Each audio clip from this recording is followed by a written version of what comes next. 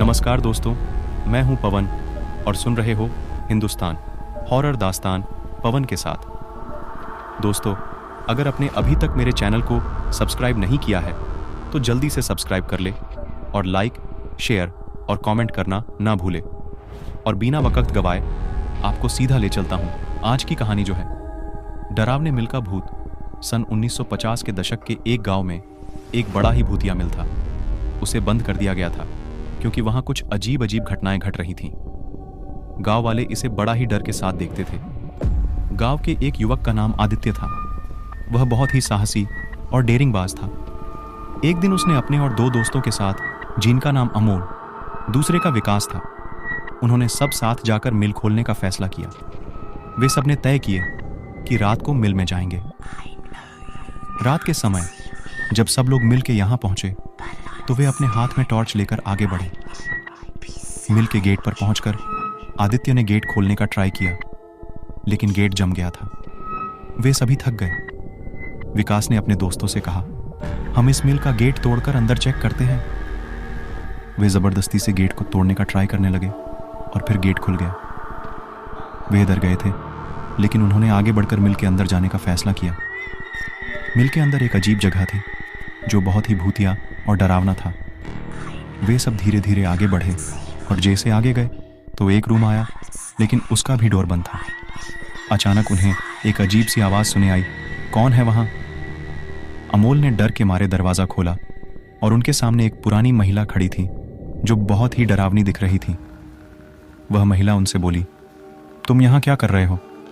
तुम्हें यहाँ से जाना चाहिए।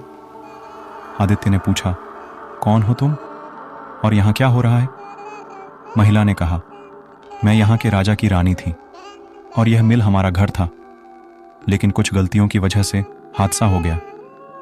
यहाँ कुछ अजीब अजीब घटनाएं घट रही थीं और इसलिए हमने इसे बंद कर दिया था। तुम्हें यहाँ से जाना चाहिए, अब यह भूतिया और खतरनाक है।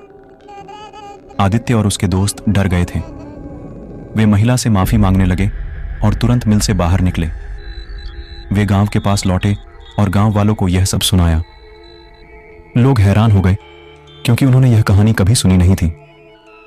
आदित्य ने गांव के ग्राम पंच से मिलकर मिल के बारे में बात की। पंच ने कहा, यह बड़ा ही आश्चर्यजनक है कि तुम वहां गए और वह भी मिल के अंदर और बचकर सही सलामती से लौट आए। यही बड़ी बात थी और ऊपर वाले का उन पर आशीर्वाद है। पंचों ने और गांव वालों ने इसे फिर से बंद करने का निर्णय लिया। गांव के लोग मिल के पास पहुंचे और गेट को बंद करने का ट्राई किया, लेकिन यह बार बार खुद ब खुद खुल जाता है। गांव वालों ने मिल के अंदर एक बड़ी पुरानी पुस्तक भी पाई जिसमें भूतों के साथ जुड़ी कुछ जानकारी थी।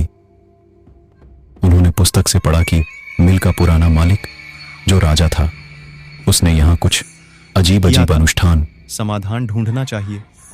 वे अपने साथी गांव वालों के साथ मिलकर एक बड़ा सबक सीखा कि समस्याओं का समाधान सिर्फ डर को पार करके ही संभव होता है।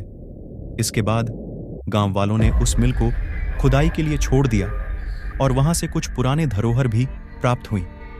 उन्होंने उन धरोहरों को एक सुनहरे युग की यादों का हिस्सा बनाया और उनके गांव की प्रसिद्धि बढ़ाई। इस कहानी से हमें यह शिक्षा मिलती है कि अजीब और डरावनी चीजों से भागने की बजाय हमें उनसे सही तरीके से निपटना चाहिए ताकि हम सफलता प्राप्त कर सकें।